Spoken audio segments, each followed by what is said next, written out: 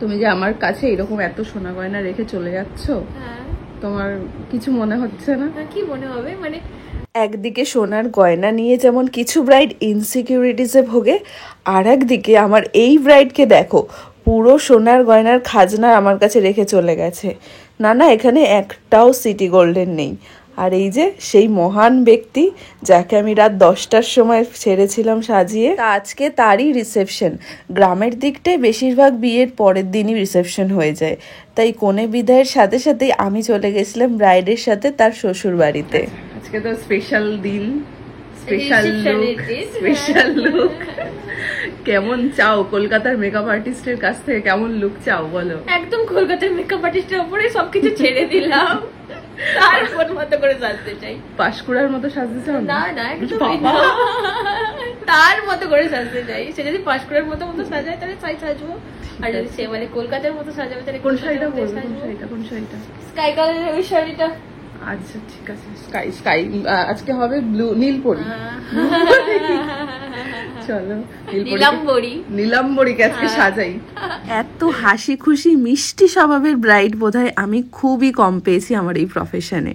ও আমাকে এক ফোঁটাও মনে করায়নি যে আমি ওর মেকআপ আর্টিস্ট বা ও আমার ক্লায়েন্ট, এতটাই ক্লোজ হয়ে গেছিলাম আমরা। আর এবার আসি সোনার গয়নার কথায়।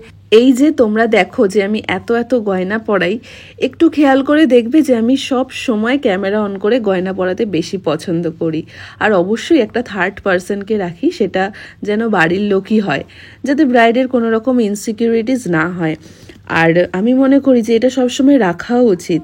প্রথমত গয়নাটা আমি নিজে পরাতে চাই না, কিন্তু বাড়ির লোককে দিতে গেলেও তারা কোনো না কোনোভাবে সাজটা খারাপ করে দেয়, তাই বাধ্য হয়ে নিজেকে পরাতে হয়। আর এই যে আজকের আমার রিসেপশন ব্রাইড ঈশিতা, ওর তো এসবের কোনো বালাই নেই, বরং সব কিছু আমার কাছে জমা রেখে যেতে পারলেই শান্তি।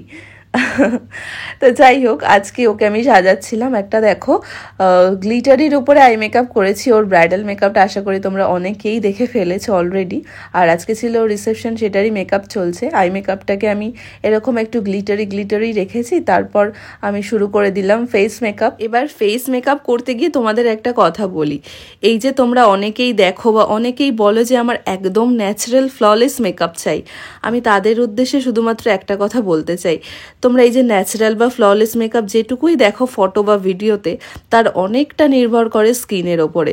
স্কিন যত বেশি স্মুথ, যত বেশি ন্যাচারাল হবে, মেকআপ কিন্তু তত বেশি ফ্ললেস আর সুন্দর লাগবে। তাই এবার থেকে বোকার মতো এই কোয়েশ্চেনটা আর করবে না যে আমার একদম এই রকমই মেকআপ চাই।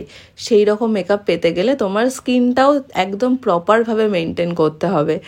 আর তোমরা জানো যে সিটিএম মানে ক্লিনজিং, টোনিং, ময়শ্চারাইজিং, এগুলো যদি ডেইলি করা যায় স্কিন অনেকটা বেশি ন্যাচারাল হয়ে যায়। আর এরপরই শুরু করলাম আমি ব্রাইডের হেয়ার স্টাইল। ও চেয়েছিল একটা অন্যরকম খোলার ওপরে হেয়ার স্টাইল, তো আমি ভাবলাম যে একটা অ্যাডভান্স লুকই করা যাক। তার উপর বেস করে আমি কিছুটা এক্সটেনশন ইউজ করে আমি একটা অ্যাডভান্স হেয়ার স্টাইলের মতো করেছিলাম। এই যে এবার হেয়ার স্টাইল, মেকআপ, শাড়ি পরিয়ে দেওয়ার পর বাকি ফাইনাল মেকআপটা আমি কমপ্লিট করলাম ওর পছন্দের জুয়েলারিসগুলো দিয়ে। তো এই যে আমার ফাইনাল মেকআপ, যেটা তোমরা অবশ্যই জানাবে তোমাদের কেমন লাগলো, কোনটা তোমাদের বেশি ভালো লাগলো।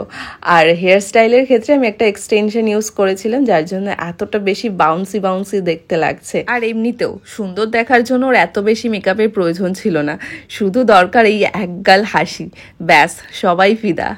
তো তোমরা জানিও তোমাদের এই পুরো কমপ্লিট মেকআপটা কেমন লাগলো, শাড়ি ড্রপিং থেকে শুরু করে hairstyle, makeup, eye makeup সবটা। আজকে কিন্তু আমি কোনো কলকা করিনি, একটা ছোট্ট টিপ পরিয়ে কমপ্লিট করেছি। কলকা করলে করতেই পারতাম, এখন অনেকেই বলবে যে একটা ছোট্ট কলকা করে দিও। দেখো কলকাটা আমি পছন্দ করি, বাট ওর খুব একটা সেভাবে পছন্দ ছিল না। বিয়ের দিনটা আমি ভরাট করে কলকা করেছিলাম, কিন্তু রিসেপশনের দিনটা এরকমই চেয়েছিলাম। এই মিস ইউ, মিস করবো সত্যি তোমাকে। তুমি করবে? একদমই না, কি বাজে। আমার ঘরের লোক কেউ নেই, তুমিই ছিলে, তুমি শুধু ভাবো একবার। খারাপ কেউ করলে দেখো মনে রাখে, ভালো কেউ করলে দেখো মনে রাখে না। না তুমি ব্যাপারটা দেখো, আমার কেউ নেই, মানে আমার এখন তুমি চলে যাওয়ার পর আমার এটাই মনে হবে যে আমার বাড়ির কেউ নেই এখানে, থেকে যেতে ইচ্ছা কেউ তো করছে আসেনি। আমার। ওটাই। একটা গাড়িতে যে বাবুর সঙ্গে নতুন মানে সঙ্গে ওটাই। বাড়িতেও আসে, আমি তুই আর মৈত্রী ছিল, মৈত্রী এসে। ওটাই বলছি, বাড়ি থেকে আমার মানে মৈত্রী এসেছে। হ্যাঁ, বাড়ি থেকে মৈত্রী এবার এসেছে। মৈত্রী চলে গেলে আমার তোর একাই কি লাগে, মানে বোর একজনও হবো কেউ এলো এখানে না, বসে মানে বসে। তোর বাড়ি থেকে মৈত্রী আমার যেতে ইচ্ছা করছে না, সিরিয়াস। থেকে যাও, কাল সকালে চলে যাবে এখানে। তুমি থাকতে চাও বলো? সব বুকিং আমি ক্যান্সেল করে দিই, আজকে থাকবো আমি তোমার সাথে। একটাই তো বুকিং এখনো নাও নি, চলছে এইভাবে। না, ওর কথা তো রাখতে পারিনি, এতটাই ভালোবেসে ফেলেছিল আমাকে এই দুদিনে যে ছাড়তেই চাইছিল না। কিন্তু আমাকে তো আসতে হবে, আমাকে তো বাড়ি ফিরতেই হবে। তো এই যে পুরো মেকআপটা আমি কমপ্লিট করে বেরিয়ে পড়লাম ট্রেন ধরে বাড়িতে। ওই যে দেখা যায় আমার ট্রেন আসছে।